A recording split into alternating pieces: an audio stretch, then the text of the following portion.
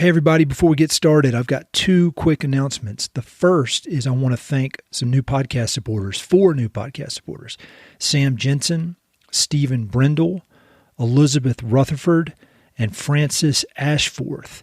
These four folks went to mountainandprairie.com/support and signed up to support the podcast alongside several hundred other folks who've chosen to do the same thing over the years, and I cannot tell you how much I appreciate it.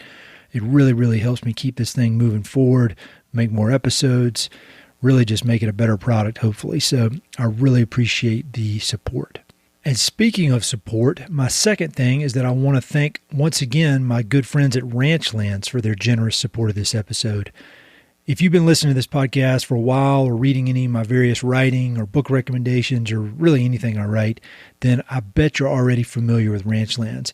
On the surface, Ranchlands is a ranch management company that manages a number of spectacular ranches throughout the West. They have ranches in Colorado, Wyoming, New Mexico, and Texas.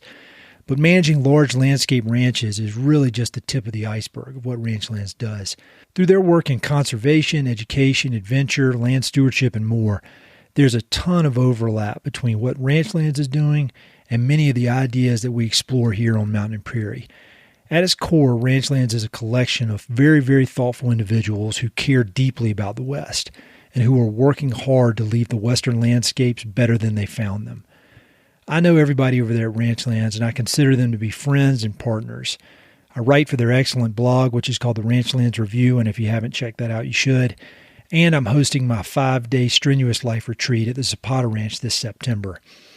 So again, Ranchlands and Mountain and Prairie are aligned in many, many ways. So if you're a fan of this podcast, I expect that you'll be a fan of Ranchlands if you're not already. If you want to learn more, head over to ranchlands.com. There you'll find a lot of different ways you can get involved. You can read articles that are about or written by some of my past podcast guests, including the singer-songwriter Riddy Arman and Western artist Duke Beardsley. You can buy their handmade leather goods at the online Ranchlands Mercantile, or you can arrange a stay at the Zapata Ranch, where they're currently offering up very low early season rates and discounted rates for Colorado and New Mexico locals. So again, go to ranchlands.com to learn more. Thanks so much to Ranchlands for the support.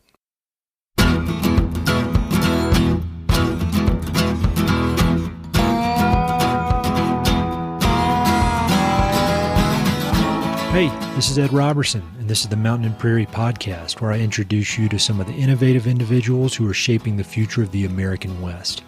I meet most of these people through my work in land conservation or through my hobbies and interests that revolve around spending time up high in the mountains. My guests include ranchers, writers, entrepreneurs, conservationists, athletes, artists, adventurers, pretty much anyone who's doing important work, has an interesting story, and loves the American West. My guest today is Dylan Tomine. Dylan is a conservationist, angler, and author of the excellent new book, Headwaters, The Adventures, Obsession, and Evolution of a Fly Fisherman. Headwaters is a collection of essays and stories from Dylan's life as a self-proclaimed fly fishing bum, a life that's taken him from his home in the Northwest to the far reaches of the globe and back again. You don't have to be a hardcore angler to connect with this book. It's an important read for anyone who loves wild places and feels drawn to protect them. And I'm not alone in my praise. In just a few days between when we recorded this conversation and now, the book has received glowing reviews from the Wall Street Journal, Seattle Times, and more. Dylan was born and raised in the Pacific Northwest, and he's been obsessed with fish for as long as he can remember. At an early age, he caught his first steelhead, and from that point on, he's been laser-focused on that specific species, and he's devoted huge swaths of his life to both pursuing and protecting that fascinating fish. Given steelhead's dwindling populations, threatened habitat, and the often miserable weather conditions that define their home waters, steelhead fishermen like Dylan are a rare breed. Some would argue they're gluttons for punishment. So when you combine Dylan's skill as a writer with his devotion to steelhead, with his love of suffering, the end product is a fascinating man with a gift for telling important stories. Just the kind of person I enjoy getting to know. I thoroughly enjoyed this conversation with Dylan, and I thought it was the perfect mix of sobering analysis of the state of the West fisheries, combined with optimism and solutions for solving the challenges. Dylan also offers up plentiful, hilarious, and insightful stories from his life on the water. We started out talking about Dylan's upbringing in the Northwest and how and why he became so obsessed with fish. We talk about the moment he realized that he needed to play an active role in protecting fish and fisheries, and why fish health is an indicator of larger environmental challenges. We talk about his long-standing role as a Patagonia fishing ambassador, and how Yvon Chouinard has played a critical role in Dylan's evolution as a conservationist. We talk about how parenthood changes people's outlook on environmental challenges, and the role of the upcoming generation in the environmental movement. We talk a lot about Headwaters, obviously, as well as his previous book called Closer to the Ground, which I also loved. We talk about his creative process, and as you'd expect, he has tons and tons of excellent book and author recommendations. Be sure to check out the episode notes for links to those books and everything else we discuss. I can't thank Dylan enough for his work as a writer and conservationist, and also for taking the time to chat with me for this episode. I hope you enjoy.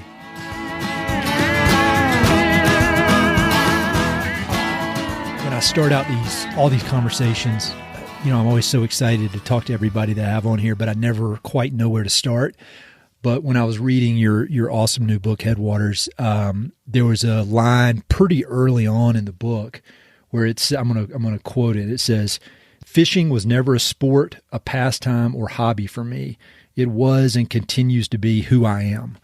And I think in reading all of your writing, both this book and your previous book and the stuff that you've written on for Patagonia and for all these different magazines, it's very clear that is a very true statement. So I was wondering if we could just start out talking about you growing up, your childhood, and how fishing became so ingrained in your psyche. That's a great question. I think I don't really know the answer to that, other than that it seems like it was something I was just born with, that I, from a very early age, all I thought about was fish. Yeah. And it was one of those things where, I think I wrote somewhere in the book that when people said I was obsessed, they were probably being charitable. I think it's strange for a kid to be really obsessed with sort of this one thing and for it not to waver over the years. And I loved fish so much that I think fishing, became a way for me to actually be able to look at and touch the fish up close. In the abstract, you see them swimming in the water or in an aquarium or something, but fishing was really the only way that I could actually like hold it or look at it up closely, and was just always fascinated with fish. And then that sort of morphed into being fascinated with how to catch them, and my dad was a fisherman. And so I think that was part of it. But I ended up being the kid that was sitting in class dreaming of rivers and looking over bridges. And the minute I had free time, riding my bike to the creeks and ponds around the little town where I grew up. And, and it's still, I think, some of the innocence around it is gone, but certainly I still feel that absorption to be able to just sort of descend into the world of fishing. Can you start out by talking about steelhead? Because I think most people who listen to this have probably heard of steelhead, and I'd heard of them, and I'd even tried to fish for them one time, but I didn't know anything about them, I realized. And so talk about this fish that has captured your attention in your life. So steelhead, which, find themselves, at least wild steelhead, find themselves in a pretty dire situation throughout most of their range now. And I think this intertwines with your first question a little bit because, as things have teetered closer to extinction, it raises a lot of questions for me personally, because as somebody who's spent a lifetime so far, thinking about steelhead, dreaming about steelhead, writing about them, fishing for them, working to try and save them, it sort of brings up this question around identity. Like, if the steelhead are gone, who am I? And so I think that's how I'd start to answer both of those questions, is that they're kind of intertwined with I think how I think of myself. But the fish themselves are, I think the easy definition is that they're rainbow trout that go out to the ocean and feed for a year or two or three and come back to their trout streams of their birth as ocean fish, with all the sort of strength and beauty and size of of ocean fish. And for that reason, it's been, the fish that has really sparked my imagination and kind of led to this lifelong obsession. They also, it's a really cool fish because in their native range, they inhabit all these different kinds of habitat, that, we fish for them in the high desert in Idaho and Eastern Oregon, sagebrush and rimrock country. We fish for them in the rainforest of the Olympic Peninsula. In the Aleutians, you're fishing for them in treeless tundra. It's almost like all the different kind of biomes of the Western United States historically had some kind of steelhead run. And so I think that's part of the appeal too, just the places that they live in. So obviously, you're drawn to this fish, but I think one thing people who aren't anglers may not understand is kind of the stereotypical conditions that go with fishing for steelhead. It's not, generally at least, it's not some beautiful mountain stream when it's maybe 85 degrees out and sunny and a nice clear day and no wind. Can you talk about the conditions that are standard, generally standard for chasing steelhead? Yeah, there's suffering involved. That's an understatement. which might be part of the appeal. It really is a strange pursuit. And if you're fishing for steelhead with a swung fly, it's probably the lowest percentage, method of trying to catch fish. You're fishing for just the most aggressive small percentage of the fish that are in the river. And the number of fish in the river these days at any given time is really low to start with. So you have to sort of change your perspective on what a successful day looks like. And just even in the course of my life, I've had to shift downward in expectations as far as like actually catching numbers of fish. But yeah, a lot of it involves lousy weather and long sessions of what seems like doing the same action over and over again and expecting a different outcome. And so, yeah, there is some level of insanity to it, I'm sure. When I was in college, I did a semester with NOLS, the National Outdoor Leadership School, and we were in the Pacific Northwest in your area. And it was probably November. We spent a week in the Olympic National Park going up the Bogoshiel River Basin. And It was, every day, it was 6 days, and every day it rained. And it was like 50 degrees and pouring rain all day. And the trails were like rivers, and we didn't have instructors. Like, they sent us out. It was like we went out on our own. And that was a life-changing experience for me because it was the most miserable I'd ever been outdoors. And after about 2 or 3 days, and my sleeping bag was soaked, and I had this realization, like, all right, I can't control the weather, but I can control my attitude. And so when I was reading your book, and I had these images of that place with you out there fishing for days on end, I felt a connection to it because that's the real deal, man. I'd rather be in a blizzard at like minus 30 than in rain and 50 degrees for multiple days on end. Yeah, there is. Honestly, 34 degrees and rain is so much colder than 4 degrees and snow. Yes, no question. For the human body. And so, yeah, there's some suffering involved. And, and there's a lot of the just not knowing that, steelhead fishing really is kind of a pursuit of faith because I wrote about this in the book that there isn't really another kind of fly fishing that doesn't have a real visual component to it. That normally, you see a fish rising and you cast to it, or you see fish busting bait and you cast to that, or you see a fish cruising and cast to it. With steelhead fishing, all you're trying to identify that you can see visually is the kind of water they like to hold in. And so when you're just getting started and haven't had a lot of confirmation that your reading of the water is right, it can be really pretty depressing, Yeah, well, there's stories in there where you casually mentioned that you'd been out for a few days and maybe caught 1 or 2 fish, and I feel like I'm not even a good fisherman, but if I go trout fishing, I can generally catch a decent number of fish, and so I thought that really hammered home how much you have to be obsessed with this pursuit to continue to go out because you're not catching a ton of fish. The weather's rough. It's the real deal. But something about the way you wrote about it, it wasn't like, oh, I never want to do that. It was kind of like, oh, maybe I should take this up. Well, that's an invitation to insanity right there. Then that's the doorway. Walk right on through, and I think it's certainly been compounded by the spiraling state of wild steelhead populations that. Like in Puget Sound here, I think we're between 1% and 4% of the historical average of steelhead populations. And so steelhead are not hard to catch. There just aren't very many of them. Mm-hmm. Yeah.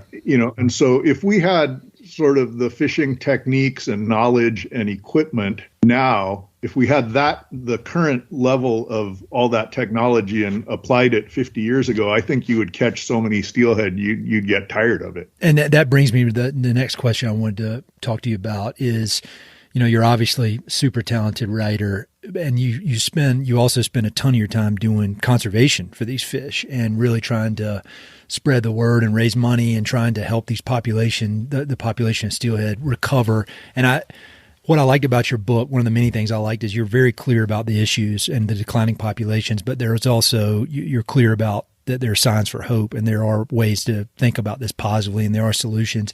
Could you just maybe start out by talking about when you realized there was a problem? Because there's a point in your life when all of a sudden, you've been chasing these fish for a long time, you loved them, and then there was this point where all of a sudden you realize, oh, man, there's a problem at hand, and it's not just something somebody else is going to deal with. I got to deal with it. Can you talk about that? I think most people that work in conservation have kind of maybe a similar story to this, but for me, it was really, and I would argue that most effective conservation comes from a selfish place. Yeah. And this, maybe isn't the best reflection on me, but, to be honest about it, I never thought about conservation at all until they closed my home river. Mm-hmm. And that sort of set off this cascade of desperate research on my part of like, wait, what? Yeah. And what had happened is through the 90s, the fish were declining rapidly, but for myself and the group of guys that I was fishing with, our skills and knowledge were increasing rapidly. And so we weren't really aware of the declining numbers of fish because we were catching more or the same amount from year to year because we were getting better at it. And so unbeknownst to us, the population was crashing, and so the state closed it. I think they made the announcement in the year 2000, and for myself and a bunch of my crew, that it was really a wake-up call. We just had no clue that this was going on. And when they suddenly said, hey, there aren't enough fish to even have this catch and release season on the Skykomish anymore, we're going to close the river down. It was like somebody punched me in the stomach. Wow. Yeah. I mean, I agree with you. I mean, I think the thing about being selfish, because I've heard people say it and I agree that in order to spend your time and resources and, big portion of your career protecting this stuff, it's got to be important to you. You got to love it. And, you're not going to spend all this time and effort just doing some random cause that you may or may not have a connection to. It's got to be personal, and it's definitely personal. Wait, it's not for the money? Unless I'm doing something wrong, it is not for the money. Oh, yeah. Oh, I thought you knew something I didn't know. If you figure it out, we won't say on this podcast. We got to keep it secret. But if I figure it out, I'll let you know, and you do vice versa. Okay. No, I think your point is right on, and that I mean, again, this is not a great reflection on me, but I really don't care that much to fight for the black-footed ferret or the snail darter. Mm-hmm. Yeah. There are people who do, and I'm thankful for them, and I know that those need work, but all of the conservation work that I've done is motivated purely out of like self-preservation. Yeah. I mean, it kind of has to be. That's what the conservation work I do, and it's gotten even more intense now that I have kids and I think about them. Because it's one thing for me to be able to go and enjoy wild places and all that kind of stuff, but it's another thing when I'm thinking about my daughters and the fact they're going to be around long after I'm gone, and it needs to be there for them, and it's about them more than anybody else. And maybe that's selfish, but whatever. It got me to quit selling real estate to people and do something that matters. So I'm with you. Yeah, absolutely. I think that's and again, like for me also, becoming a father changed sort of the urgency level for me as well. Can you talk more about that? I mean, was there a specific moment when you kind of realized it? Because for me, like when I had kids, you hear all these cliches about having kids, and like when they're born, your life changes, and it does eventually. But for me, it was more of kind of a slow burn, and it's almost like the more they become real people, like I've got my oldest is 6 and my youngest is 4 now, and they're pretty clued in about what's going on, and it's almost like the stakes get higher the more they understand. And I know you spend so much time outdoors with your kids. I mean, that's kind of your whole first book, Closer to the Ground, is about that. And can you talk more about how your kids have influenced your work? There is, of course, the kind of obvious cliche, as you mentioned, that you want your kids to be able to do the experiences that you did, and I think about myself, like just kind of the times that looking back, I really savor of riding around town on my bike, looking for places to fish. And then, once a week on Sundays, my mom would drive me out to the coast and I could fish for steelhead or salmon. And with my kids, as you mentioned in Closer to the Ground, when they were little, we spent a lot of time outside fishing and foraging and doing those sort of activities. And I think at some point, this was happening at the same time that the steelhead and salmon populations were really declining. And I started to I think the connection happened, like you said, when they got to an age where they started to look forward to these trips or talk about the fun of a fish they caught, or, that it starts to take hold a little more of like, wow, what's it going to be like for them? As they get older and, eventually when they have kids. And so I think that there's some urgency or pressure that's added to any conservationists when they start having children. Yeah. And I think the kids today are really our best hope. My kids are teenagers now, and, between them and their friend groups, that there's so much more awareness. And I almost, I was talking to somebody about this the other day, that there's sort of this loss of carefree participation that, maybe you and I were the last generation to really be able to enjoy. Mm-hmm. Between the pandemic and the political divisiveness that's going on, and climate change and, school violence, all these sort of things that are happening, of which the decline of wild salmon and steelhead is a really small piece. But I think that this generation of kids, the good side of it is that they're far more engaged and pushing for change than my group ever was. And I think that, the best we can do now is kind of hold the line, because our generation has proven that we're not going to do what's necessary to fix the problems. Mm-hmm. So I feel like my job now is to just try and slow it down until the next wave of voters gets here and saves us. Yeah. And I think that's the best hope we have. I think the downside of it, though, is that all these activities that kids do now that used to be really carefree are freighted with this baggage of not necessarily doom, but dark things kind of hovering around everything. Mm-hmm. If you want to go hang out with your friends, is it safe? Do you need to mask up? Are they vaccinated? You can't just go have a sleepover and not worry about it anymore. Yeah. There's a constant sort of risk calculation. Anything you're doing outside, what about climate change? What about public access? My daughter told me at one point that every time she goes into a new classroom, the first thing she does is look for escape routes and hiding places. Holy shit. And it's so heartbreaking to me that that's part of a kid's calculation around what should be the safest place in their life, mm-hmm. Of going to school. So I am like afraid a little bit that some of the carefree life of the American West is not what it was. And so, like I said, I think there's a big positive upside to that these kids are activists. They're going to make change, that they're going to look at political agendas and vote with their consciousness in ways that we never did. But at the same time, there sure is a lot of dark clouds kind of hovering around just their everyday activities. Yeah, I'm with you. I mean, I feel like there's almost this swing among generations, and I'm kind of obsessed with like the World War II generation. Both of my grandfathers were in World War II, and those guys had tough lives, and they were, they were white guys in the, born in like maybe the 20s. And so like, as far as, relative to a lot of other people, they had pretty easy lives, but it was still tough. I mean, like they get a notice on the door and they're like, you're going to the South Pacific and you're going for 5 years and you're going to fight in this war. And before that, they'd been in the Great Depression, and then they come home and, they're kind of hardened, but they're mission driven. And I think their work led to kind of the soft times that you and I have been able to enjoy.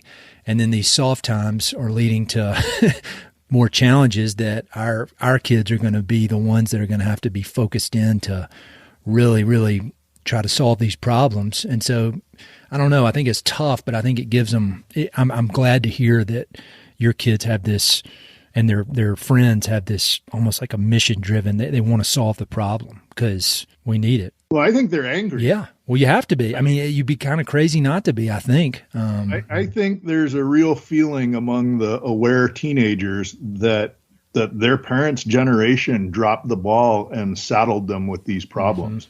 Mm-hmm. That we did not have the wherewithal to enact sensible gun legislation to keep them safe at school. Yep. That we did not have the guts to really tackle the climate crisis. And if you go down that list of things that kids today worry about, like you said, you and I grew up in soft times. Like we didn't worry about any of that stuff. There was no climate change. In fact, when I was a kid, they were a little bit worried about the ice age coming. And I'm still holding out some hope that offsets the climate, like the warming, and that somehow we're going to be okay. But, I think that, we also are one of the only generations, I think, that grew up without some kind of pandemic. Mm-hmm. Before us, we're probably a little bit too young for the polio thing, and certainly too young for the flu pandemic. And so I guess, in my mind, those things never even entered the calculation. I was knocked for a loop with this thing we're facing now. Yeah, it's crazy. And the funny thing is, though, if you look at history and you pay attention to these scientists, they're all, they've all said this was going to come. I mean, it's going to come every few generations. And so, but back to the steelhead for just a second, because, when we're talking about these crazy, these real problems in the world and that are facing everybody and the next generation, it may be like people are like, well, so who cares about a fish?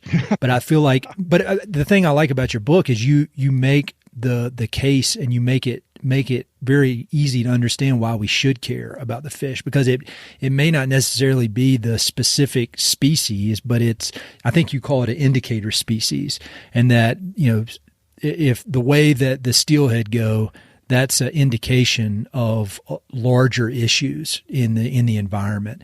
And so can you talk a little bit about, like, why should somebody living in, I don't know, Omaha, Nebraska, why should they care about steelhead populations? Yeah, I don't know if I can make the case for Omaha, Nebraska.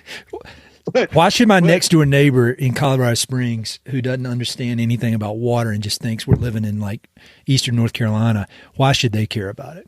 I hope they're not listening, but I don't like them. Yeah, you're going to get eggs thrown at your house.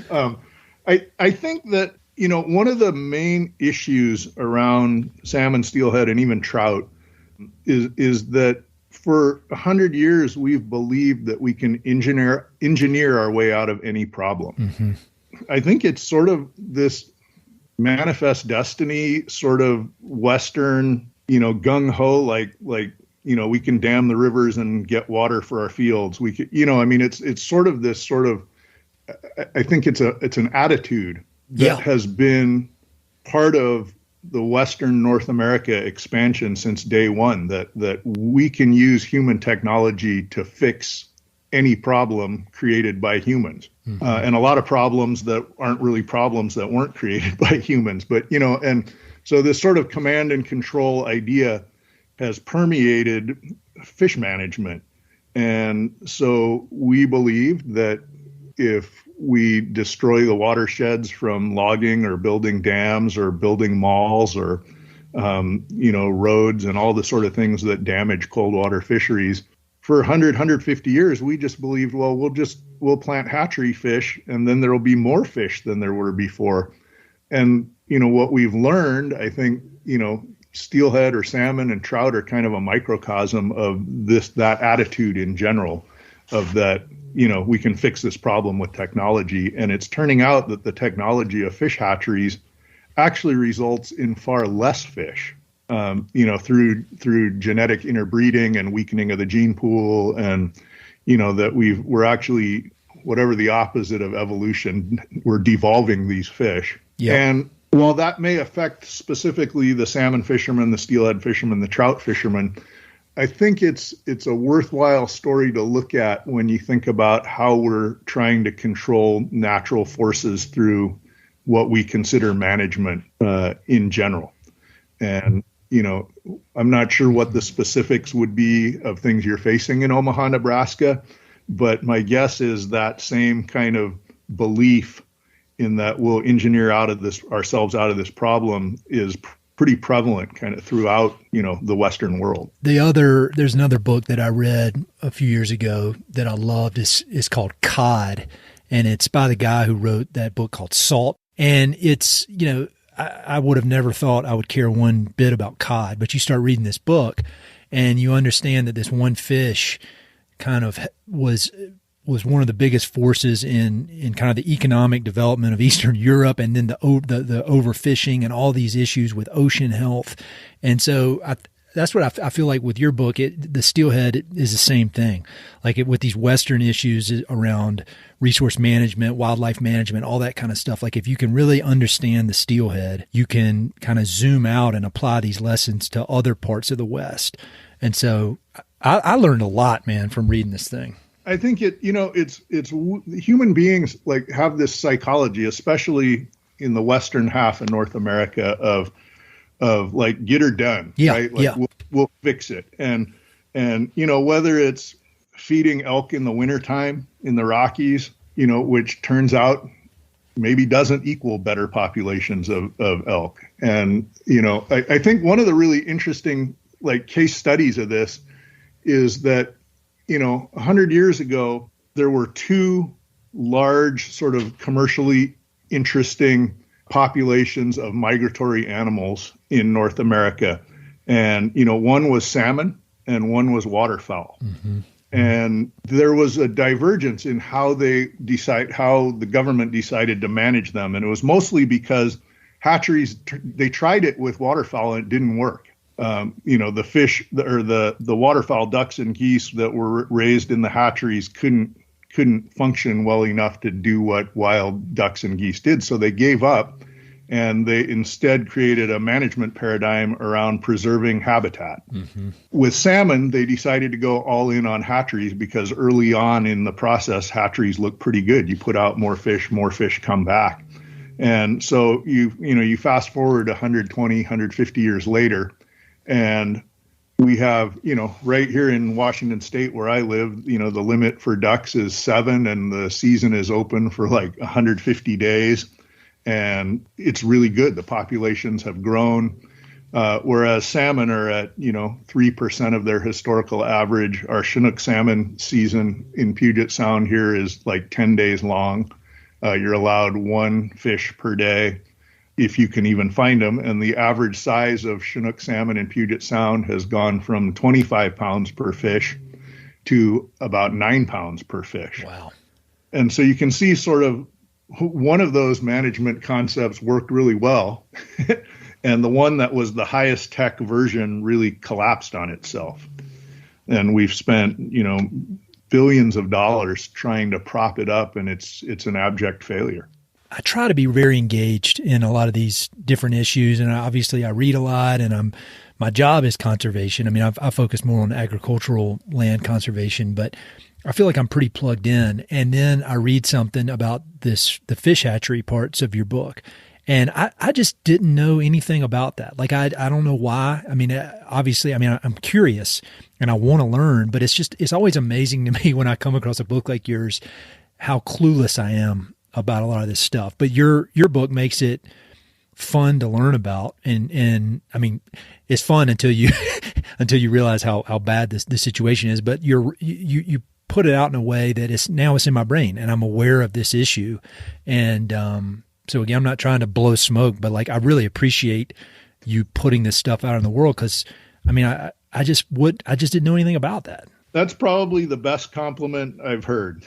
Well, it's true. It's 100%. And if anything, maybe you don't want a compliment coming from a dumbass, but no, I don't. You're underselling yourself there, Ed. But there's a lot of people that are better at working the legislative levers and, through lobbying and voter turnout. And there's people that are a lot better than me, certainly at the science around conservation and certainly there are people better than me at the litigation side of it, which is a tool that, conservationists often have to fall back on.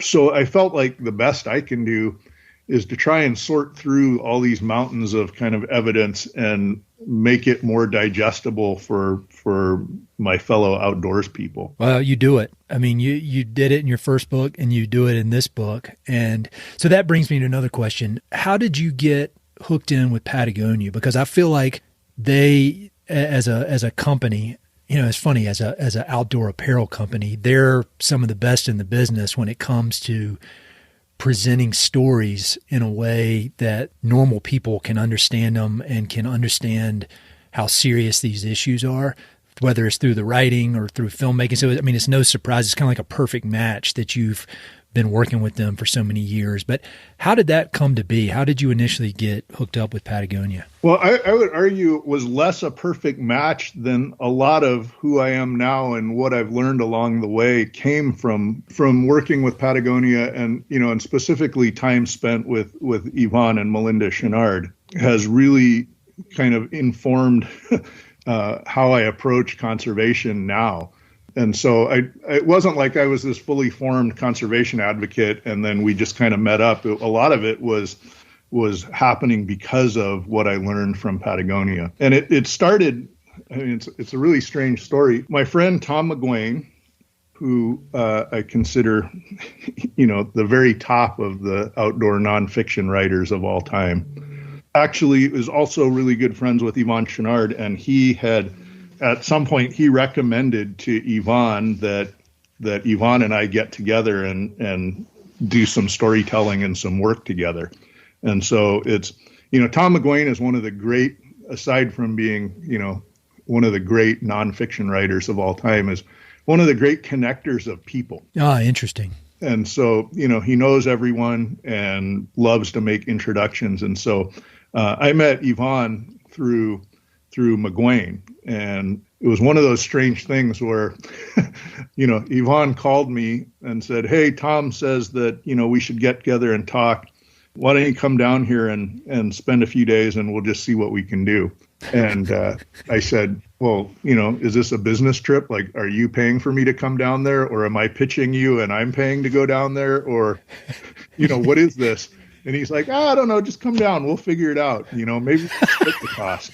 And it was super vague, and which I've come to realize is sort of Yvon's way of assessing things. Sure. But so I went down there and I flew to Santa Barbara and walked out of the airport, and I was looking around and I don't see anybody here. I'm not sure what I'm supposed to do. And this woman comes up to me and says, "Are you Dylan?" And I said, "Yeah." And she goes, "Oh, I'm Gretel Ehrlich. Yvon asked me to pick you up." And, and Gretel Ehrlich is an author that I'd read her nature writing for years. And I was like, holy shit. Okay. Like, wow. All right. And so we spent some time at Yvon's house there and then at their place in Ventura. And it was so crazy. We went fishing in the surf and we kind of hung out, and Yvon was cooking these huge dinners. And at that time, the Chouinard household was like this revolving cast of really interesting characters. And so, like, while I was there, the U.S. women's national whitewater kayaking team came for a few days, and the guy who's the vintage Hawaiian shirt guru of Hawaii came for a few days. And at the time, sort of the first couple of climbing was Dean Potter and Steph Davis, and they got by for a few days. And Like it was just this crazy sort of like amazing circus of who's who in the outdoors. And I was blown away. I mean, it was like all these really famous, interesting people and me, you know. It was, so anyway, so that kind of just started it. And then, you know, he said, hey, can you do some writing? What would this be like? And I wrote some stories for them that they used. And then, you know, I'm a marketing advertising writer by trade. Like that's how I paid the mortgage for all these years. So I did some ads for them. One of them was the now sort of infamous "Don't buy this jacket" ad. Oh, really? I didn't know that was you. Yeah. And I did it years before they ran it because it made a lot of people nervous, you know. I can understand that. Yeah. Yeah, so you're talking to a recovering MBA student. So like, I'm very impressed with that. Yeah. So that was sort of the beginning of our relationship. And then since then, you know, Yvon and I have become really good friends, and, you know, a lot of, you know, what I do in conservation is because of Yvon. And, you know, and my kids who are budding activists themselves have spent, you know, every summer we go and fish for a week with Yvon in the Rockies. And just the kids being around him, I think, have really kind of galvanized their resolve to try and change things for the better. You could write a whole book about this question, but if you had to boil it down, what is it that makes him, what is different about him than is different about either, I mean, obviously we know it's different than him, than most business people, but like, why, is there some theme or some kind of foundational characteristic of that guy that has allowed him to be as successful as he is? Because it seems like, you know, when he coming up in Yosemite, there was a crew of these guys that they were all friends, and they all went on to make these massive impacts in their, you know, respective worlds of conservation or business or whatever. And I often wonder, and like I think about that in Key West in the like in the 70s with McGuane and Harrison and Hunter S. Thompson and Jimmy Buffett. Like there was this group and they all went off to do really cool stuff. And it seems like there was a similar crowd in Yosemite. I mean, what makes him so special? Is there one characteristic you've noticed? I mean, I know that's kind of dumbing it down. No, I don't want to speak for Yvon, but I think, like, to me, you know, looking at it from the outside in, I mean, first of all, I just want to say that I'm so jealous of that Key West scene. Me too. In the 70s that I keep going, like, why can't I have a peer group like that? You know, like how come that's not happening here? Or, you know, and I look at all those guys and the things they've accomplished, and, you know, from Harrison and Chatham and McGuane, and like you said, the list goes on. And, you know, and yeah, I hadn't thought about it that way, but when you think about Doug Tompkins and the North Face and Royal Robbins and that crew, it is really extraordinary. And, you know, and I think what sets Yvon apart, and it's pretty rare, I think, in the business world, as you could probably attest from your former life, is that Yvon has always done what he felt is right, regardless of profit margin or repercussions around the brand or the company. And I think that adherence to just saying we're going to do the right thing is so unusual in business. Yep. That it's been very attractive to a large segment of what's now their customer base, you know, this incredibly loyal customer base. You know, in that, in a lot of ways, they have functioned like a self-funding NGO. Mm-hmm. You know, that they're kind of a conservation organization that sells clothes to fund itself. And I think that's really attractive to people who are concerned, and especially outdoor people who have plenty to be concerned about. So that would be, if there was just boiled down to one thing, is just this idea that we're going to do business by doing what's right whenever there's a decision to make. Well, you know, I feel like I'm 1 degree separated from Yvon on, you know, with several different people. And, you know, when you read all these stories, I've admired him for so long, but it's very refreshing to me to hear, like, from people who are real friends with him, that if anything, the stories don't fully capture what a badass he is and how he is just unbelievably principled. And I don't know, I love hearing that, because I really admire that guy, and I've never met him, you know.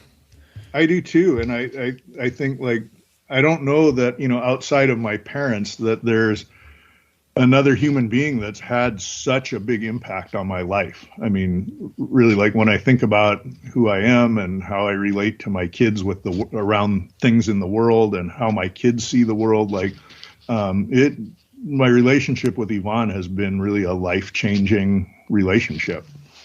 Well, and while we're talking about Patagonia, your book, both books, I think, but this book is published by Patagonia Books, which they've been very kind to me and sent me a bunch of the books, and they are such works of art. It's really amazing, and Headwaters is like that. The artwork in there, and is that Francis Ashworth who did yes. And who is just an unbelievable artist. And then I've gotten some of the more recent books like the Rick Ridgway and the list goes on. And there's such beautiful books. And I think that's another example of how they're kind of going against the grain of, I think the publishing industry is kind of upside down in a lot of ways right now. And instead of trying to cheapen things up and make things, mass produced junk and put it out in the world, they're doubling down and making these beautiful kind of books that you just want to flip through and look at them because they're so pretty. So that's just kind of a plug for Patagonia Books. Every book they put out is awesome. Yeah, that commitment to the beauty of the design of the books. I mean, I couldn't be happier with how this book turned out physically. Like I love how it looks and feels. And it is a testament to kind of going against the grain. And Frances Ashworth, I don't know, she lives in the East, but she's very Western themed in her art, does these unbelievable paintings and prints. And she's a good friend of mine. And it was really just a treat to be able to work with her on this book kind of together conceptually. So that was really fun. And it's, I think, when you talk about the more photo-driven books, a lot of that credit needs to go to Jane Sievert, the longtime photo editor for Patagonia. Mm-hmm. And, it's funny because with both of my books, my agent has shopped them through the normal publishing circles in New York, and we've had some good offers. And at the end of the day, I've always just felt like the amount of support Patagonia Books provides to their authors and the investment in kind of the beauty of the book. I mean, none of us is getting rich from doing books, Yeah. And so it's really, I made the decision both times to go with Patagonia because of, just kind of the sheer commitment to creating beautiful books. And I guess I'm kind of a dinosaur that way. I still believe in wanting to have a beautiful book. Well, you do. And I feel like all the books they put out, and it's funny you mentioned Jane. I had Chris Burkhardt, the photographer, on a few weeks back, and he on that episode, he spent a good bit of time talking about Jane and about what a huge impact she had on his whole career. And he, as far as commercial adventure photography goes, he's one of the top. And I think I imagine there's just tons of people that point to her as really just a like there was a fork in the road, and they met Jane, and their career went one way because of her expertise. So that's super cool to hear. I love all this stuff. It just makes me feel better about the world when you hear about all these good people working hard. I don't know that there's anybody who's been more influential in how outdoor marketing works in the world than Jane Sievert. Really? You look at all the imitators out there of how photo captions work, what kind of photos companies like to use. All of that was created by Jane, and also, her mentor, I think she'd say, was Jennifer Ridgway.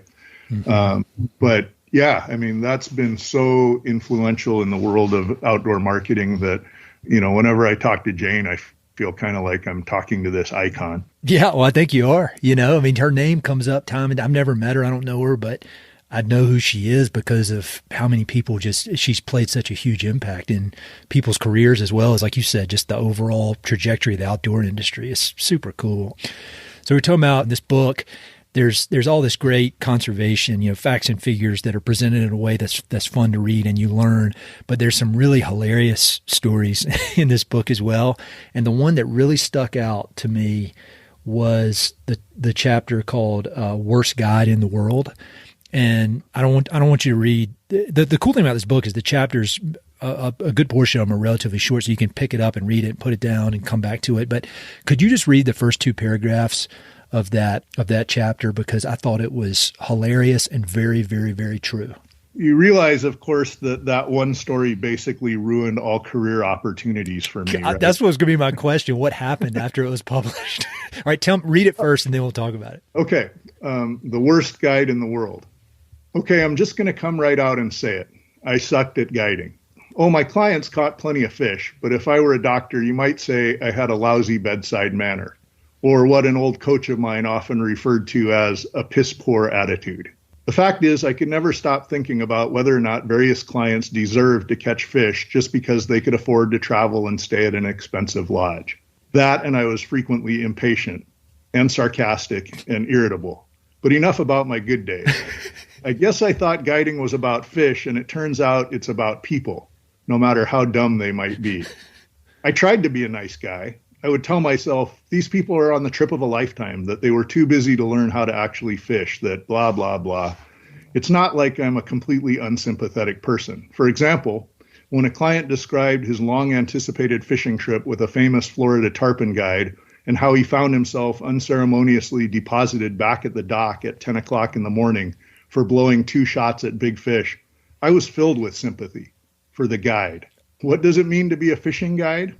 I can't answer for anyone else, but this is what occurred to me about 3 weeks into my first season. If you take something that's inherently fun to do with people you like and do it with people you don't like for money, well, you see where I'm going with this. Needless to say, I would have made an even lousier prostitute.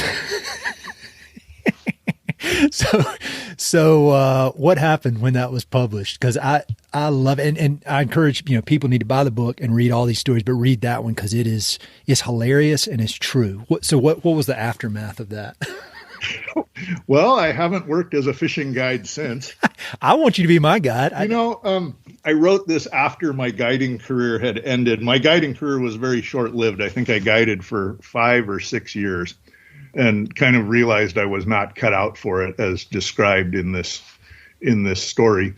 But yeah, I think, there's certainly people that have read this are hesitant to hire me for pretty much anything. Well, I think it's true. And I mean, I didn't read that as I was thinking, and hopefully I'm not completely on a different page as far as how people perceive me, but I was thinking that's the exact kind of person I'd want to fish with because I want to learn. I'm not, but I couldn't imagine being as obsessed with fishing as you've been and as skilled at fishing and it's such a big part of your life, and then getting on the boat with some orthopedic surgeon who wants to tell you how to fish, and when I used to sell these fancy ranches to rich people, I remember I'd ride around with them and they would talk about fishing, and it was like a way to measure their worth or whatever. And I remember one time they would say, well, this guy, he's a good fisherman because he's fished in Patagonia, he's fished in New Zealand, he's fished in Russia, but there was never any mention of actually catching fish. It was just all right, he bought the plane ticket. I remember thinking yeah. Does that mean you're a good fisherman? Shouldn't it be I've gone on a bunch of guided mountain climbing trips, and I'm by no means any kind of mountain climber, but it's kind of you can either do it or you can't. And it doesn't matter how much money you have, at least on Denali. And, I don't know, that always struck me. And so when I read that chapter, I was like, that reminds me of all those rich people back in Jackson Hole, talking about buying plane tickets. Yeah, no, it's true. I mean, I think, and it's compounded now because I think even from when I wrote that story till now, that things have changed too, where there's, the thought process now to me is even more, what have you contributed to conserving this resource that has allowed you to earn this fishing experience? And I think that's one of the other troubles is that, if you travel a lot to fish, it's easy to just assume that because you're not at home, that when you get there, everything's fine, and so I think, I still stand by the story, even if it proves what an asshole I am. No, you're not an asshole, man. I thought it was great. I loved all the stories, but again, I'm not trying to go crazy on the book, but it's just a great combo of things that'll make you think and make you learn, and then things that'll make you laugh. Maybe if some arrogant orthopedic surgeon reads this, he'll tone down his approach with his guide a little bit. Yeah, doubtful. Okay, yeah, we'll go with that.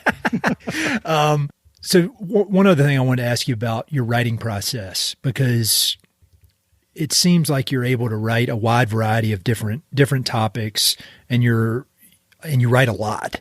And so how does that work for you? I mean, is it the kind of thing where you get an idea and you just get inspired and you sit down and write it? Or is it more of like a craftsman approach where you got to write a certain amount every day? Or is it, maybe you don't even have a process. How does it work getting this stuff out of your head and onto paper? Like, the challenging part for me is that my real job is as a commercial writer. And, so what they say, like, the plumber has the worst pipes in his own house, right? And, it's very difficult for me to be writing commercial stuff all day and then think, boy, I can't wait to sit down and write some more after dinner, or, whatever that.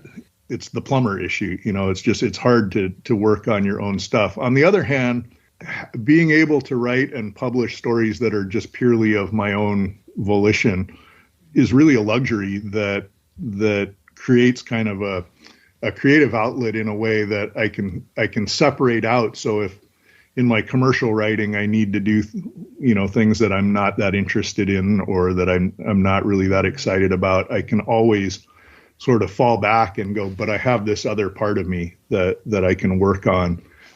So I think that's kind of a juggling process. I think I mentioned to you when we talked earlier that, a big breakthrough for me was hearing the great musician Jason Isbell realizing that he couldn't just wait around for inspiration, that he had to just sit down and do the work. Yeah. And so the show up and do the work is kind of part of it, that it helps sometimes to have deadlines.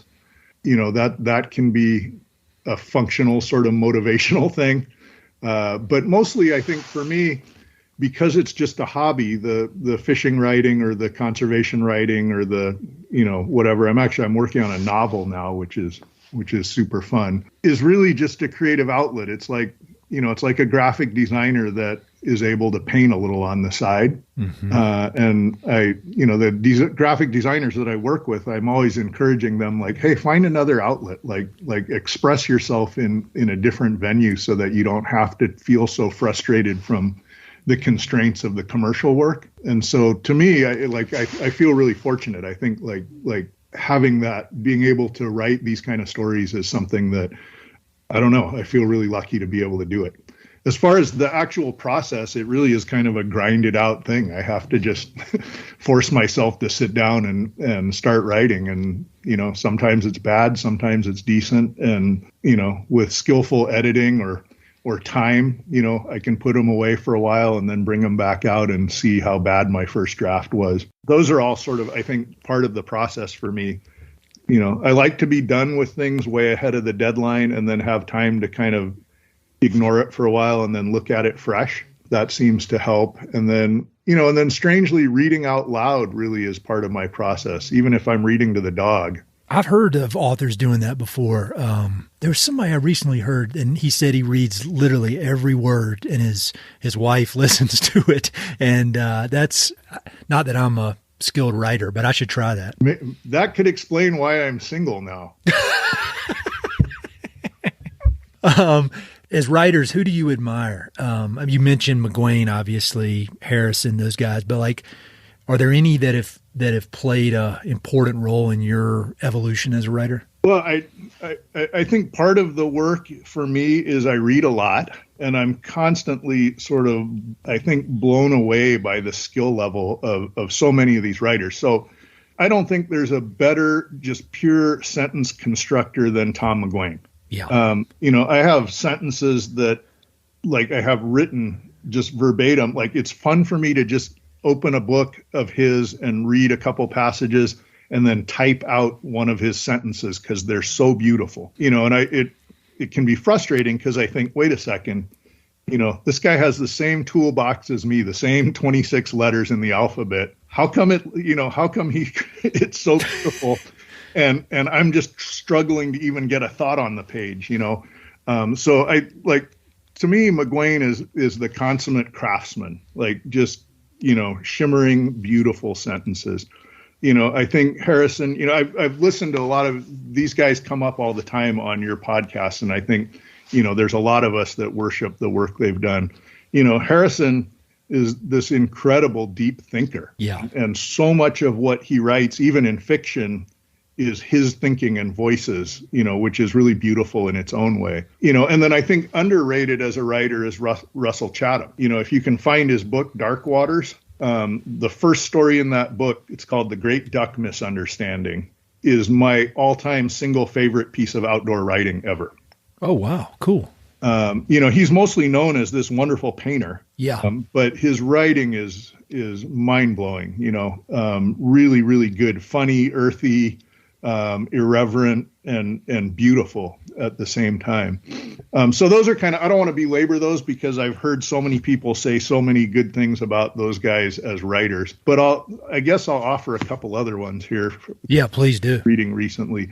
I think James Welch is really underrated. I don't know. Have you read Winter in the Blood? No, I have not. So James Welch lived in Missoula. He's a Native American writer, and he has a number of books, the Heart Song of Charging Elk, and God, the other one's slipping my mind now, but I've been rereading a bunch of his stuff, and I think Winter in the Blood is kind of a classic of the American West that's kind of underrated. Nice. So I've really been appreciating James Welch lately. David Guterson. Yeah. He's great. He's been really helpful in my career, has been a mentor to me. And I only have my literary agent because of Dave Guterson.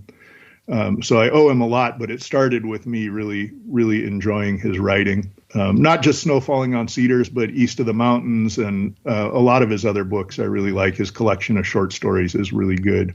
I read East of the Mountains like soon after it came out. Somebody gave it to me. And that was probably, it may have been 18 years ago or more. And I still remember stories from that book. I couldn't believe it. That's he's actually, last year he was making his own version of a movie of that book with the actor. He was like I can't remember right now, but he was in Top Gun. He was like the sergeant. Oh, really? Anyway, so yeah, he was working on that. I don't know when it's going to be out. Some others that I really like, I really, really like my friend John Larison's book, Whiskey When We're Dry. I've heard great things about that. I've not read it. He's a guy you should try and get onto this podcast. He's a really talented writer. I love Callan Wink's book, August. He's awesome. He's a cool dude. He's a hardcore fisherman too. I'll tell you this, Callan Wink, who I've never met, don't know anything about him other than that he's a fishing guide and a writer. And I think we have some mutual friends. And when I finished Headwaters, the publisher asked me, hey, who do you want to blurb this? And I gave her a list. And on that list was Callan Wink and Chris Dombrowski and Monty Burke. Oh, nice. All three been on this podcast. Right. And they're all writers that I admire and have something to do with fishing and whatever. And she said, oh, that's great. Well, I don't know any of them. We don't have connections. So good luck.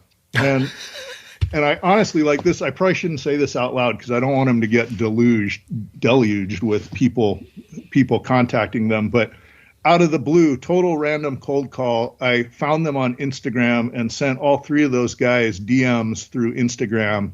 They all replied immediately, and I've never met a single one of them.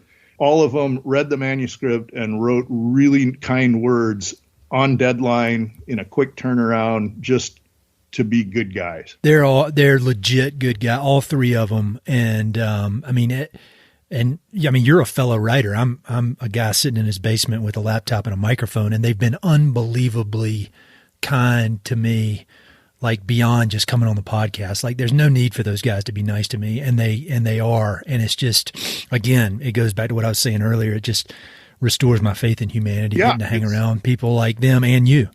Yeah, and it's really, and then from your podcast, I really like Chris Lattre's book, The One Sentence Journal. He's the one that introduced us. I'd forgotten. Yeah. Remember he introduced us via text? Yeah, and I didn't even know him. It was another random DM on Instagram. So isn't that crazy? It's so cool. He's awesome, man. He's a good dude. Great dude. And then, I'm probably killing you with all these different recommendations. No, I love it. That's why I ask, and I put them all in the notes so people listening, you go to the website and you can see all this stuff. Some other, I guess I'd some maybe underrated Western writers that I think about a lot is Brian Doyle. Yeah, somebody just sent me one of his books, and I haven't read it yet. He wrote, but I've heard it's awesome. A number of really beautiful books. He wrote this amazingly fascinating nonfiction book about the human heart called Wet Engine. He wrote a book. I'm not even Catholic, but he wrote a book kind of about modern Catholicism. I think it's called Grace Notes. That's really beautiful. But what I really love of his are his novels, and particularly Mink River, his first novel, and then The Plover, which is kind of a sequel to Mink River.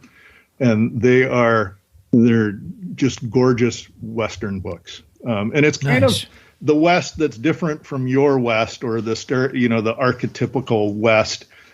These are like dark rainforest, the edge of the continent, West, Pacific Northwest Western writers. Well, that's what I love. I mean, as I mentioned, that's where I got my first taste of all this stuff, was in the rainforest of the Olympic Peninsula. And so that's like takes me to my roots. That's what led me to where I am now, doing what I'm doing now. So I love that. I'll check that out. Brian Doyle's great. It's a little bit hard to start reading because it's this very strange stream of consciousness, slightly magic realism, all of things which if you described it to me, I would say absolutely not. And he does it in such an incredible way that they're really, really fantastic novels. And then a couple more for you here. I think Ken Kesey gets lost a little bit in the sort of modern conversation. And sometimes A Great Notion is really just a great book around the labor unrest in the logging communities in the Pacific Northwest in the 30s. So Ken Kesey, Jonathan Rabin, I don't know how you even pronounce his name. Oh yeah, I read one of his about Eastern Montana a while back. I can't remember the name of it. Well, his book Passage to Juneau about it's a solo sailing trip from Seattle to Alaska that mixes all the cultural history of the North Coast and the natural history. Plus with this really amazing kind of personal memoir. That book is so beautiful that I gave it to Yvon Chouinard when we were on this long boat trip on the Inside Passage. And he liked it so much, he kept stopping everybody from talking and reading sentences out loud from it. I've got that on my shelf, and I've not read it, but the one I read is called Badland. And it's that one. Yeah. Really good. I mean, it's a very clear-eyed look at the settlement of Eastern Montana and kind of what a scam the government pulled on everybody by trying to convince people they could go out there and survive on 160 acres where you get like 10 inches of rain a year. Yeah. Yeah. So I don't know. That's kind of my list. I love Western writers, all the usual suspects as well.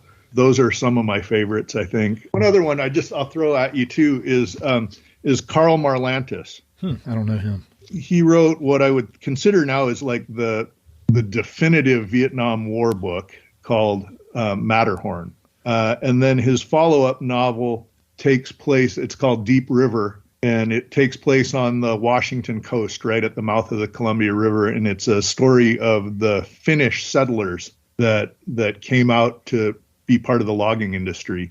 And a great sort of comparative lit reading thing would be to read Ken Kesey's Sometimes a Great Notion, and then Karl Marlantes' Deep River. There's kind of some overlap around the logging industry and the kind of the people who are doing it, but they're both killer books. Nice. Well, for people listening, like if you're running or driving in the car or whatever, we put all these notes in my whiz editor, Sam. He's a genius. He puts all this stuff on the webpage.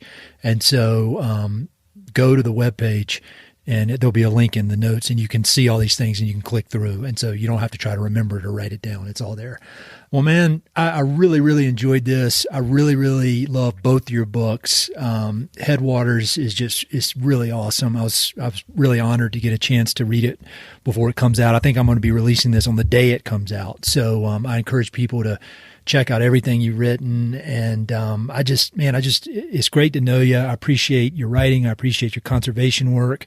I appreciate you telling all these stories in a way that somebody like me can understand it and understand the value in, something like a steelhead that I know what it, I knew what it was, but it just kind of would go in one ear and out the other. And now it's something that I'm thinking about, maybe possibly even too much. And I appreciate all your hard work, man. I can only imagine how difficult it is to be writing these books on top of work and family and all that kind of stuff. So, but it's making a difference. So thank you. Well, thank you for the time and the opportunity. I've been looking forward to doing this one for a long time, just based on what a fan I am of the other podcasts for Mountain and Prairie. And, to bring it full circle, when you're ready to walk through that door to misery, if you want to stand around in cold water and spend hours not catching steelhead, give me a shout. I will take you up on that. I'm not joking. Okay. All right, Ed. Well, thank you so much again. What a great opportunity, and any chance to talk about Western literature and all that stuff with you is really a treat. So I appreciate it.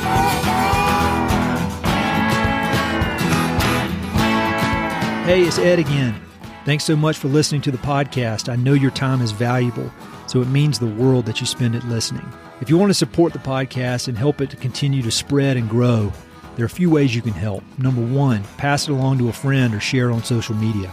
Word of mouth recommendations are the most powerful way for ideas to spread, so I'd love it if you could share the podcast with a few pals who might enjoy it. Number two, you can go to Apple Podcasts and give it a 5-star review. Good reviews encourage the Apple overlords to suggest the podcast to others. So there's a link in the notes if you'd be so kind as to give it 5 stars. Number three, you can support the podcast financially via Patreon, and there are exclusive benefits for those who do, including a monthly behind-the-scenes newsletter, Mountain and Prairie stickers, live and recorded video chats with podcast guests, and much more. Number four, I've also got 2 emails that I send out. The first is my weekly email called Good News from the American West, which I send out every Wednesday. It's only positive news, something we can all use a little more of these days. And my other email is my bi-monthly book recommendations email. One email every other month with 5, 6, 7, or 8 books that I've recently read and highly recommend. The thousands of people on both of these lists will vouch for me. No spam or other funny business. And number 5, finally, check out my online store for Mountain and Prairie stickers, shirts, and coffee mugs. I've got some really cool designs from Western artists with more on the way. So head to mountainandprairie.com/shop to check it all out. I'd love to connect with you. I'm on Instagram and LinkedIn, so look me up on either of those platforms by my name or through the links on my website. All right, that's it. Thanks so much for your support.